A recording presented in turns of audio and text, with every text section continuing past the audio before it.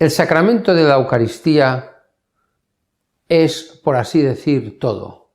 Es la fuente y es el culmen, como dice Lumen Gentium, de todo. Es verdad que con el sacramento de la Eucaristía, las personas que se incorporan a la Iglesia finalizamos lo que se suele llamar como los sacramentos de iniciación cristiana. Pero hay un gran peligro y es el de pensar que con ese sacramento, al finalizar la iniciación cristiana, se ha acabado todo. Y no es así, todo lo contrario, con este sacramento empieza todo.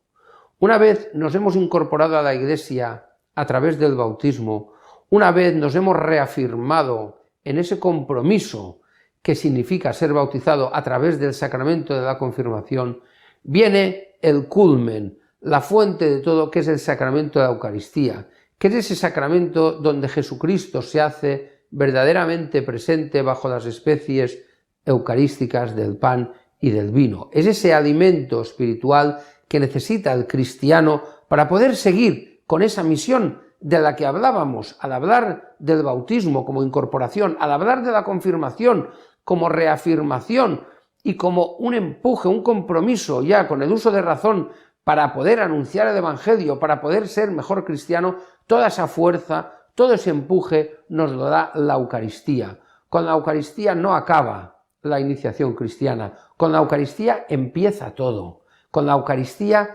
nos hacemos verdaderamente cristianos. Sin Eucaristía es muy difícil mantener la vida cristiana. La Eucaristía, por así decir, lo es todo. Todos los demás sacramentos, de alguna manera, tienen su base en la Eucaristía, tienen su fuente en la Eucaristía. Y la Eucaristía, que la podemos tratar desde muchos prismas, desde muchos puntos de vista, evidentemente el principal es desde el punto de vista espiritual, como no puede ser de otra manera, pero la Eucaristía también, como sacramento, tiene un componente jurídico, porque todo en la Iglesia, como sociedad perfecta que es, porque no debemos olvidar que la Iglesia sí que es verdad, que el Concilio Vaticano II la ha denominado pueblo de Dios, pero también la ha denominado sociedad, una sociedad perfecta. Pues en esa sociedad perfecta, podemos hablar de esa sociedad perfecta porque existe la Eucaristía. Y porque la Eucaristía, y todos sabemos, y podríamos poner ahora el típico ejemplo de aquellas personas que se han divorciado, estaban casadas por la Iglesia, se han divorciado, se han vuelto a casar con otra persona y no pueden comulgar, y existen todas esas dificultades que al final tienen unas consecuencias jurídicas en la vida de las personas. ¿Quién puede? ¿Quién no puede comulgar? Por ejemplo, una persona que no tiene la debida preparación, que no ha hecho la primera comunión, pues no puede comulgar. Esto es una norma.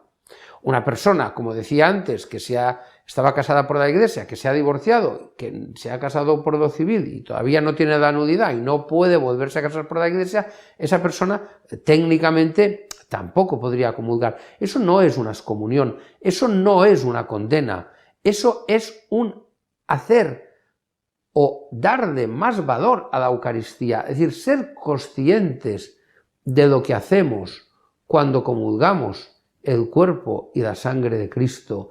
Hay que discernir, hay que saber lo que se está haciendo cuando uno se acerca al altar a recibir el cuerpo de Cristo. Y por tanto, eso también, como decía antes, tiene esas consecuencias jurídicas que no vamos a llevar al extremo. No es lo más importante, evidentemente, pero tiene su valor, tiene su importancia. Necesitamos que en la Iglesia haya un cierto orden, una cierta conciencia, un saber que ir a comulgar no es un acto más, como santiguarse con un poco de agua bendita cuando se entra en una iglesia, que está muy bien.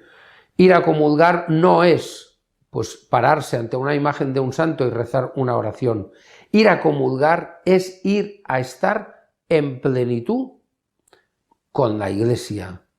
Es ir a estar en un estado, podríamos decir, casi de perfección, aunque ya sabemos que en este mundo y en esta vida no lo vamos a conseguir. Luego, para eso necesitamos tener una conciencia limpia, un vivir de acuerdo con lo que la Iglesia nos pide.